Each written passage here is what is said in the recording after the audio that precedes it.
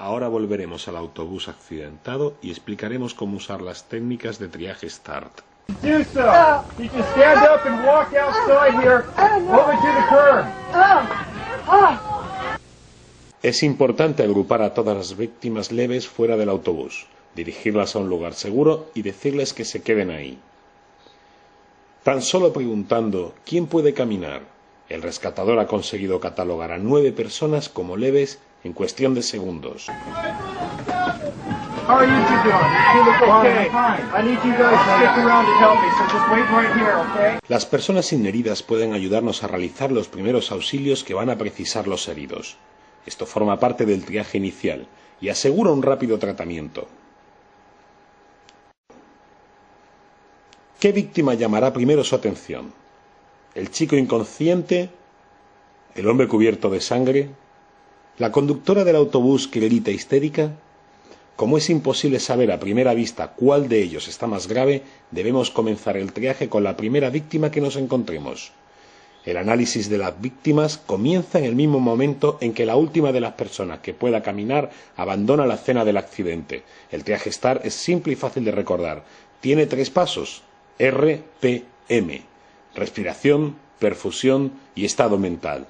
RPM. Cuando seamos los primeros en llegar al lugar de un accidente y tengamos varias víctimas, recordemos RPM.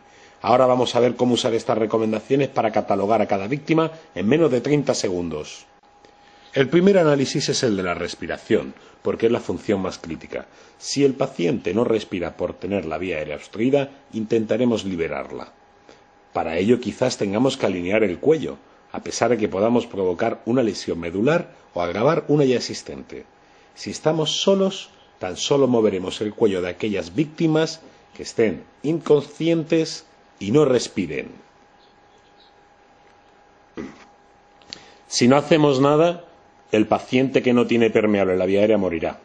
Si alineamos el cuello, puede que agravemos una lesión medular ya existente, pero es un riesgo que tenemos que correr.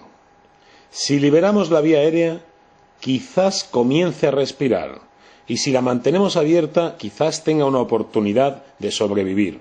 Si no lo hacemos, no tendrá esa oportunidad. Si la respiración no se restablece con una simple maniobra, el método START no contempla iniciar RCP. El primer rescatador puede sentir la tentación de comenzar a hacer RCP en un paciente inconsciente que no respire.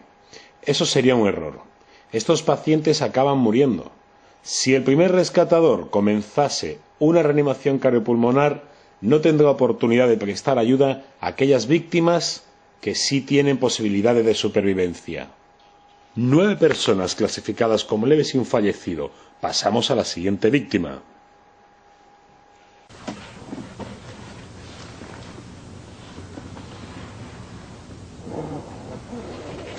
Yeah, you need help over here. Need you help support his head. Okay, just like this. Need you help keep his airway open. Just like that, okay? Great. Don't let the airway close.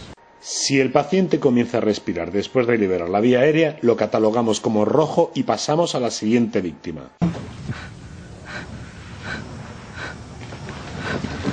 Para evaluar la respiración en un paciente, observamos su frecuencia respiratoria.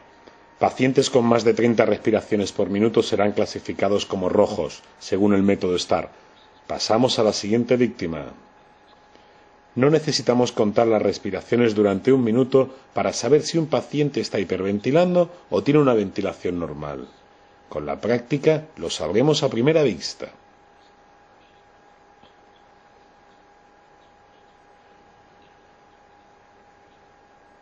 Si el paciente está respirando a menos de 30 respiraciones por minuto, pasaremos a evaluar el tercer y último paso, la perfusión.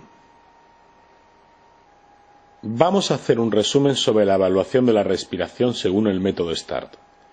Si el paciente no respira, alineamos y liberamos la vía aérea.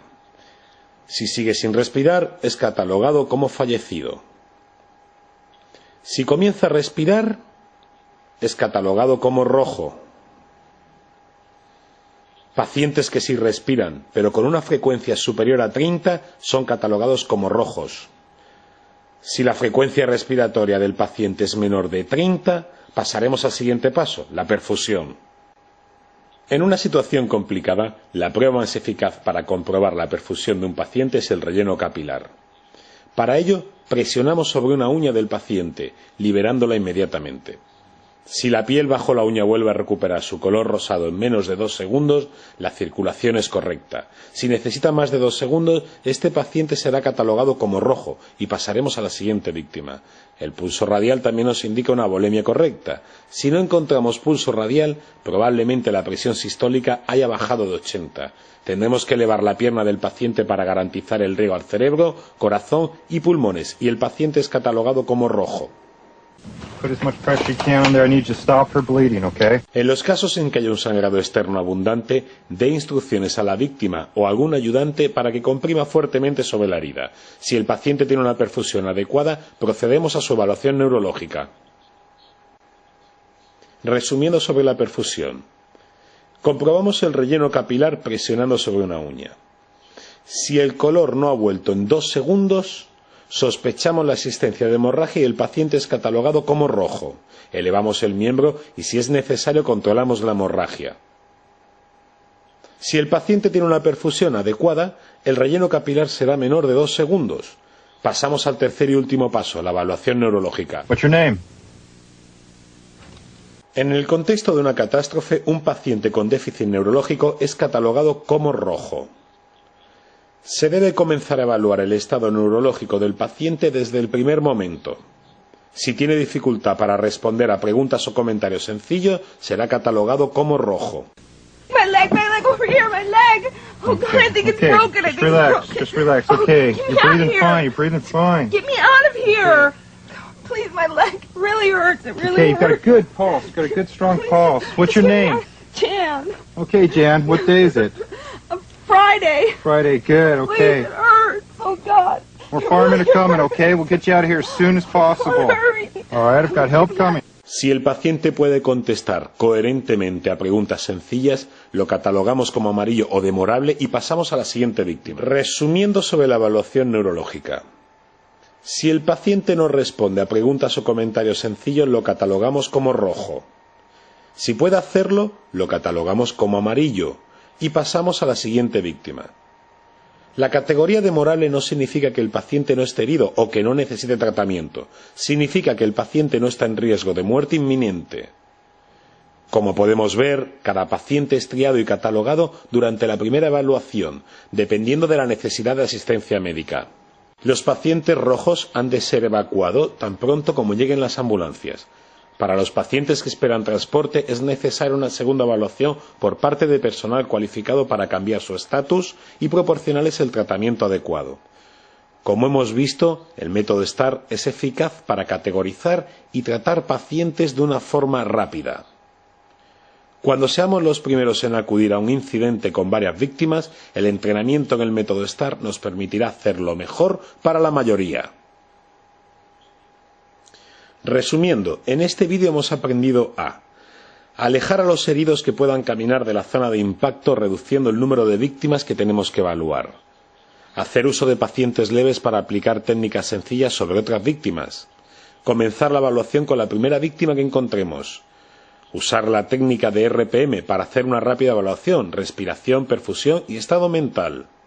Usar las tarjetas de triaje como una forma de catalogar pacientes. El método STAR responde al primer interviniente respecto a la pregunta ¿qué hago ahora?